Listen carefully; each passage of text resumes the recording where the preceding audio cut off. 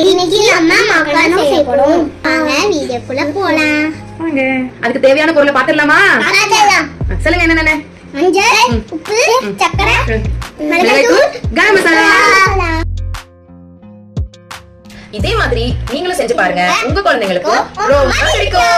மக்கானாவை roast பண்ணலாமா? Empty பேனில் மக்கானாவை போட்டு ரோஸ்ட் பண்ணி எடுத்ததுக்கு அப்புறமேட்டுக்கு அந்த மக்கானாவில் ஒன்று மட்டும் எடுத்து க்ரஷ் பண்ணி பார்த்தீங்க அப்படின்னா சவுண்டு வரணும். அதுக்கப்புறமேட்டுக்கு ஒரு பேனில் பட்டரை ஆட் பண்ணி அதை ஸ்லோ ஃப்ளேமில் வச்சு கருக விடாமல் இந்த மசாலா எல்லாத்தையுமே ஆட் பண்ணி அது நல்லா மிக்ஸ் ஆகி பட்டரோடு சேர்ந்துருக்கும் போது மக்கானாவையும் கொட்டி அதை நல்லா சாட்டே பண்ணி எடுத்தீங்க அப்படின்னா சூடான சுவையான சூப்பரான மக்கானா ஸ்நாக்ஸ் வந்து ரெடி ஆயிடும். ட்ரை பண்ணி பாருங்கள்.